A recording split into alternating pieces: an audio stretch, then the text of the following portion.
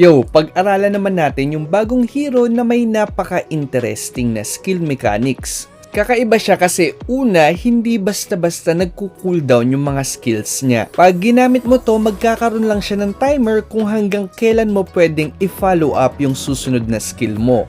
Pag hindi ka nag-follow up ng skill, magiging available lang ulit yung skill na ginamit mo. Hindi siya magko-cooldown. Magko-cooldown lang sila pag ginamit mo yung enhanced version ng skill mo.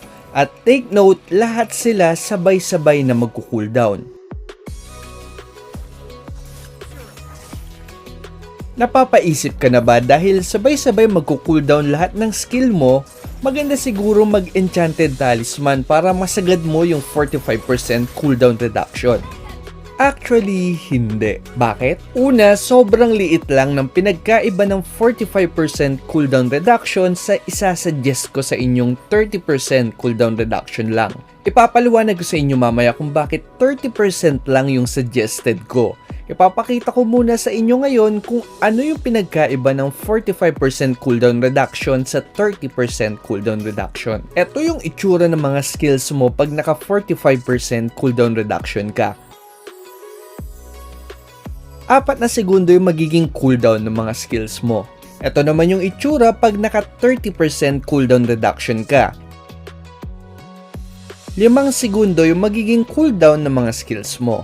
1 segundo lang yung pinagkaiba at imagine para makuha yung 45% cooldown reduction, kailangan mo mag-enchanted talisman na maikaliitan yung bigay na magic power kasi nakafocus yung item na to sa pag-sustain sa mana. Hindi ka naman ganun kauhaw sa mana.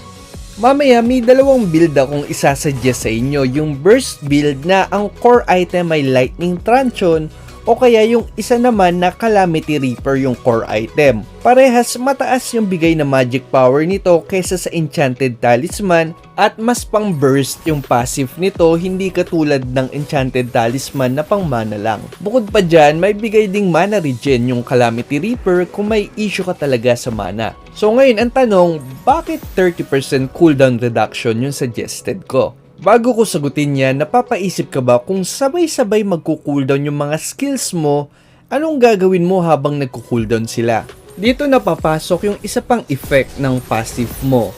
Pagtapos mong gumamit ng enhanced skill, yung basic attack mo naman yung magiging enhanced. Bukod sa mas mataas yung damage at magiging magic damage to, nahihila din ito yung kalaban parang yung skill 2 ni Sylvana.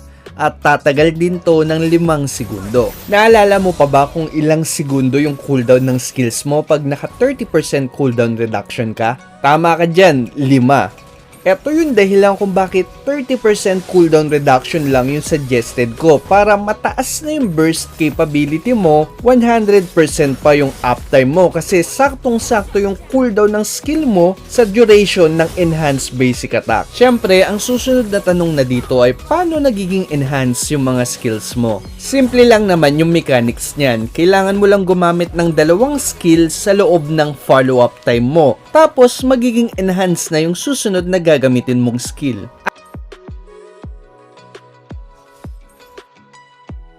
At ang huling effect ng passive niya, nakakakuha siya ng magic lifesteal kada tumatama yung mga skills niya sa hero. Take note lang din na magic lifesteal to, hindi to spell vamp.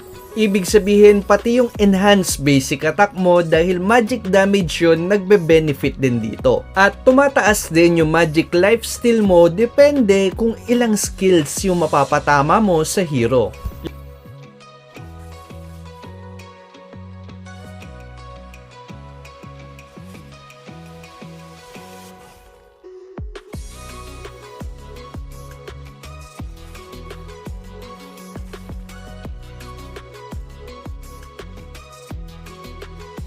Ito nga pala yung raffle natin today. Kung bago ka lang sa channel natin, namimigay ako ng epic skin, emote, name change card at saka starlight kada mag-upload ako ng video. Ang kailangan nyo lang gawin ay mag-subscribe, i-like tong video to at mag-share ka ng tips or experience mo na connected sa topic natin. Para to sa mga subscriber natin na nag-uumpisa pa lang at gusto pang matuto. Lahat ng comments dito ira-raffle ko sa susunod na video. Ito na muna yung raffle natin ngayon.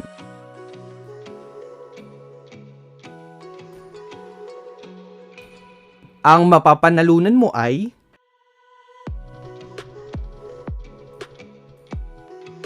PM mo lang yung Facebook page natin para sa premyo mo. Good luck sa susunod na raffle. Lipat na tayo sa skill 1 mo. Magbabato ka ng karet na tumatagos sa mga minions. Pero hindi ito tumatagos sa jungle monster at saka sa hero. May kasama din tong 30% na slow. Yung enhanced version nito parang light wheel ni Carry pero mas makati yung damage. Yung skill 2 niya, dash siya na may damage sa mga dadaanan nito. Yung enhanced version nito, mas tataas yung damage at lalapad yung range. Pwede mo na rin tong ipang-dodge. Yung skill 3 mo naman, bukod sa damage, pang-immobilize din siya. Yung enhanced version niya, mas mataas yung damage at may kasama na din tong knock-up. Dahil sa kakaibang mechanics niya, marami kang combo na pwedeng gawin sa kanya. Depende sa enhanced skill na gusto mo. Pero in general, yung enhanced skill 1 combo, ito yung main combo ko na ginagamit ko pang burst. Ganito yung gagawin nyo, skill 2 para makalapit. Medyo may kaiksian kasi yung range ng skill 3 nyo. Tapos skill 3 para ma-immobilize yung kalaban, saka mo na gagamitin yung enhanced skill 1 mo para sa damage at saka slow. Kung hindi papatay yung kalaban, dito mo na matitake advantage yung knockback ng enhanced basic attack mo para hindi makaalis sa enhanced skill 1 yung kalaban. Take note nyo nga pala na pwede rin balik-baliktarin yung mga combo na sinasabi ko kasi syempre at the end of the day, depende pa rin naman sa sitwasyon yan. Kung nasa range nyo lang naman yung kalaban, pwede kang mag-skill 3 kagad, saka kayo mag-skill 2 papasok sabay enhanced skill 1. Para sa enhanced skill 2 combo naman, pwede ka mag-skill 1 muna para mas slow yung target mo. Saka ka mag-skill 3 para pang immobilize o kaya pwede ring baliktad. Saan nyo na gagamitin yung enhanced skill 2 nyo? Ginagamit ko to pang outplay o kaya pang escape kasi malaking magic lifesteal yung bigay nito. May dodge mechanics pa at saka mataas din yung damage ng kombong to kaya malakas talaga siyang pang outplay. Yung last combo naman ginagawa ko lang to sa clash pag maraming tatamaan o kaya naman pangligtas sa mga kakampi mo. Medyo saktuhan lang kasi yung damage niya. Ang gagawin nyo skill 1 skill 2 o kaya skill 2 skill 1 saka mag-e-enhance skill 3. Lipat na tayo sa build. May dalawang build akong naiisip para sa kanya. Una yung burst build. Magic shoes para sa 10% cooldown reduction. Tapos COD plus lightning truncheon combo naman para sa burst at 10% cooldown reduction galing naman sa lightning truncheon. Yung kulang na 10% cooldown reduction kukunin na natin sa emblem para makumpleto natin yung 30% cooldown reduction. Tapos yung last 3 items depende na sa pangangailangan natin. Pwede kayong bumuo ng defensive item tulad ng Brute Force, Athena Shield o kaya Dominance Ice. Isipin nyo parang Phobius lang yung datingan. Kung hindi naman kayo hirap pumesto, pwede nyo ring ituloy yung Burst build. Holy Crystal para sa dagdag magic power o kaya naman Genius 1 para sa magic defense reduction. Tapos yung panglimang item, Divine Glaive. Kasi sa moment na to, malamang nag-magic defense na yung mga kalaban nyo, kaya malaking tulong yung mabibigay na penetration ng passive ng Divine Glaive. Sa last item naman, depende ulit sa sitwasyon. Pwede ulit kayo mag-defensive item o kaya pwede rin kayo mag-winter truncheon. Kung medyo tamad naman kayong pumindot, pwede kayong mag-blood wings o kaya immortality na lang. Kung napapaisip ka naman kung paano yung mana, pinapartneran ko ng Impure Rage yung build na to para sa mana. Yung isang build naman, bagay naman to sa mga mahilig bumasic attack. Magic Shoes ulit para sa 10% cooldown reduction. Tapos, Genius 1. Bakit? Naisip ko kasi na gamit mo yung passive ng Genius 1 sa Enhanced Skill 1 at Enhanced Skill 2 mo.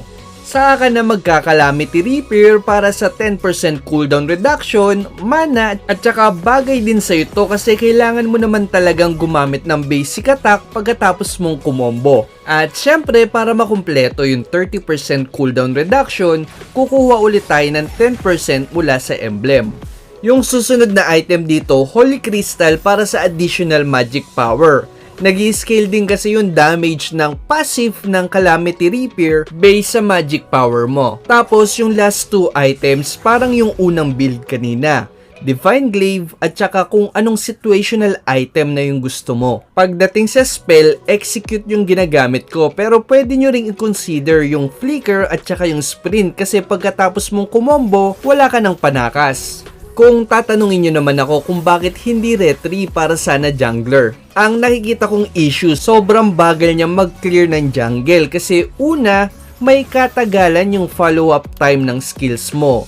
Hindi nga siya nagko-cooldown, hindi mo naman siya magamit. Pangalawa, pagdating mo pa lang ng level 3, tutulin yung pagja-jungle mo. Kasi dun mo pa lang matitake advantage yung passive mo. At sa high rank matches, medyo magiging malaking disadvantage yan, lalo na't madali kang magugulo ng ibang meta jungler. Pangatlo naman, ayaw kong mag-jungle emblem kasi wala namang bigay na cooldown reduction yung jungle emblem. Yun na lang muna sa ngayon. Salamat sa panonood.